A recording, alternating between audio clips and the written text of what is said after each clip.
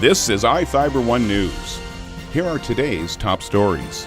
When Cascade Medical Center EMT Lester Stoltz arrives on an emergency these days, he often finds someone's done part of his job for him. The Big Bend Community College Job and Career Fair is set to return on Thursday, February 28th. The Moses Lake Chiefs boys basketball team has a tough slate ahead if they want to finish as league champs. Friday night, Ephrata High School held its Coaches vs. Cancer game when the Quincy Jacks came to town. From the iFIBER 1 newsroom, this is iFIBER 1 News. And it starts now. When Cascade Medical Center EMT Lester Stoltz arrives on an emergency these days, he often finds someone's done part of his job for him. About half of all Americans have received some training in CPR, and Stoltz says it's common to find a civilian administering aid when he's called to a medical crisis.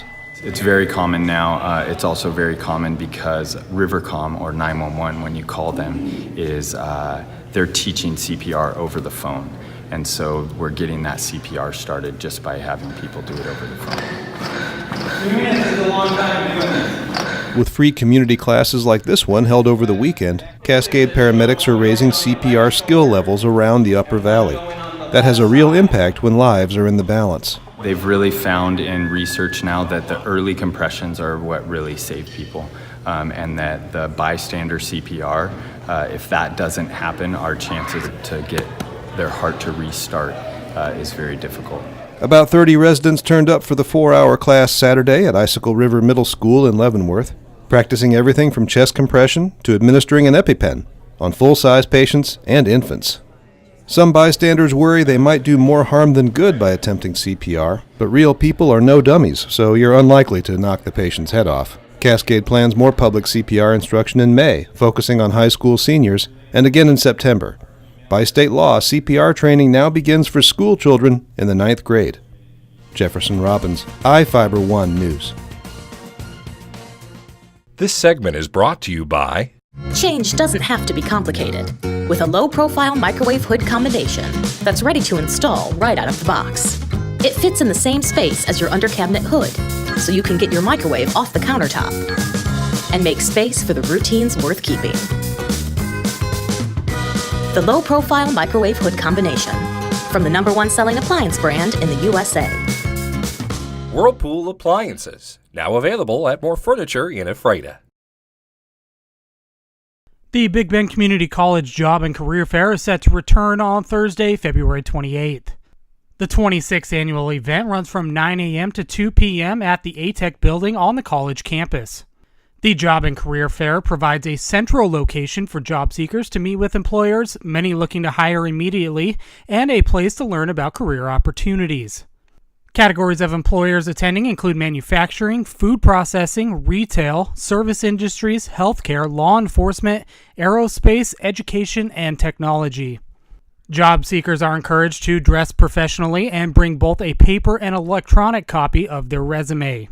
The event is free to attend and is open to both Big Bend students and the public. Big Bend can also provide job seekers resume help through its Career Services Center by calling 509-793-2069. This is Joe Utter for iFIBER 1 News.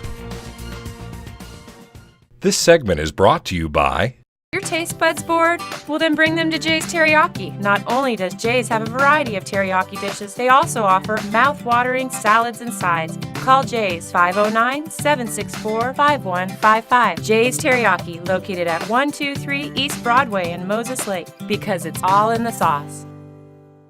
The Moses Lake Chiefs boys basketball team has a tough slate ahead if they want to finish as league champs, but they started off that tough stretch on the right foot when they beat the Eastmont Wildcats Friday night. The Wildcats were surging in the right direction, winning 3 in a row and only losing to Wenatchee and West Valley of Yakima by single possessions. The Chiefs took the early lead in the game despite Eastmont's Isaac Wellborn scoring a ton of points. Moses Lake at one point led by 20, but the Wildcats came charging back to bring the game back to single digits. The Chiefs regained the momentum and ultimately beat the Wildcats 80-69. Wellborn finished with 28 points in the loss. Every single Moses Lake starter ended with double-digit points, but none had over 20. After the game, Moses Lake head coach John Holman was happy with the win, but understands it's the first in the series of key games. You know, right now we have to win out, and that's it. You know, if we win out and then we get a little help from somebody against Wenatchee, then we're going to be all right. Moses Lake next plays at Eisenhower on Saturday evening. The Wildcats will also play Saturday night when they host Wenatchee. I'm Adam Chikoski for iFIBER 1 Sports. Friday night, Ephrata High School held its Coaches versus Cancer game when the Quincy Jacks came to town. The focus of the evening wasn't on the game themselves, but the fight against cancer, as the players wore pink in pregame workouts. The highlight of the evening was the halftime of both games, where players from the teams went into the stands to collect donations in the fight against cancer. This year, Ephrata chose to give the money raised to the family of Trinity Navarez, a middle school student who lost her battle to cancer earlier this month. The community donated hundreds of dollars to the family to pay for the medical and other expenses. Boys basketball head coach Brandon Evenson has suffered loss in his own family from cancer, and he's grateful to be a part of an event like this.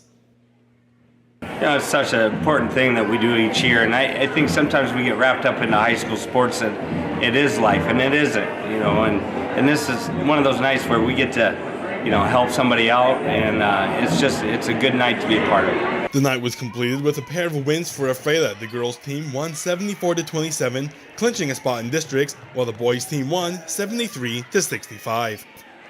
I'm Adam Chikoski for iFIBER 1 Sports. This is iFIBER 1 News. For more information on these stories and other news, visit us online at ifiber1.com or check us out on Facebook.